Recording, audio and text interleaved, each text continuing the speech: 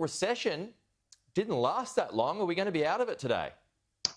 Yeah, and in fact, Peter, we're out of it right now. It's that statistical lag factor that makes you say what you just said then, because in many ways, this is the September quarter we're talking about. That's the number we get today.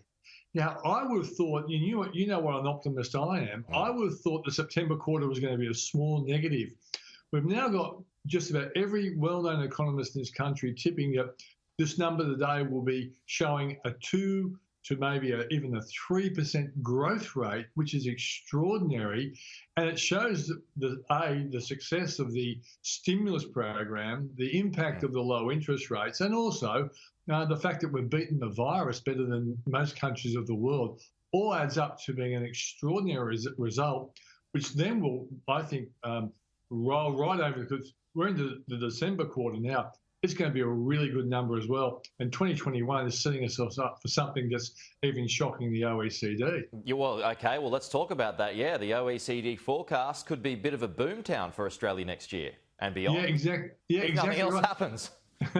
well, I guess we have to presume two things happen. Our ability to beat the virus continues. Secondly, the vaccine news that we're hearing materialises, and we start seeing people getting vaccinated early in 2021. If that happens, what I think is going to happen is that the OECD's more optimistic forecast that's been pumped up to 3.2% from 2.8 is actually going to be too low. And the Reserve Bank's forecast of 5% is going to be more relevant because of the vaccine coming in quicker than most people expected. And Peter, if that's happened, I actually looked at a chart while I was listening to your wonderful news report, and I looked at economic growth. Ever since I've been born, we've never grown at 5%. So this is going to be like an extraordinary 2021 if the vaccine. And by the way, on Saturday, when you would have been enjoying probably a nice morning at the beach or something. No, last bit of quarantine, Pete.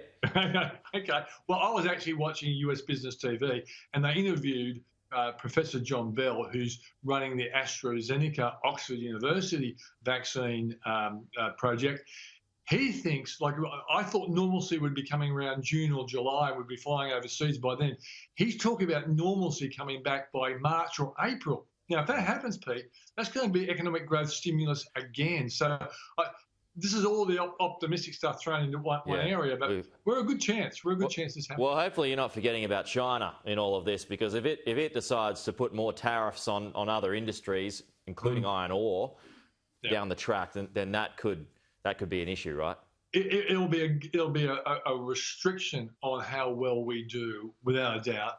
I'm hoping that look. But you've seen a lot of political argy-bargy, and this is what it is. This is argy-bargy.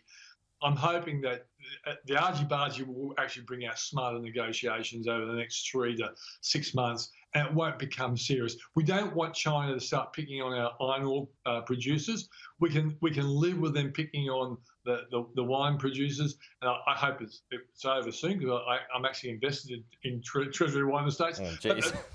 Worrying times there, mate.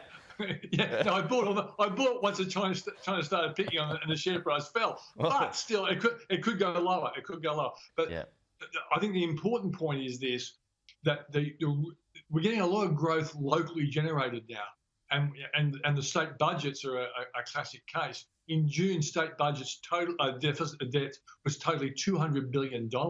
It's now heading off towards $500 billion, which is worrying on one hand that the debt's increasing, but this also will pump an enormous amount of growth into the national economy. And that's the only way you pay back the debt, Peter. You've got to get strong economic growth. And we can generate it internally for a year without worrying too much about China, but we would want them to start picking on the iron ore producers, because that's great for helping the budget deficit shrink.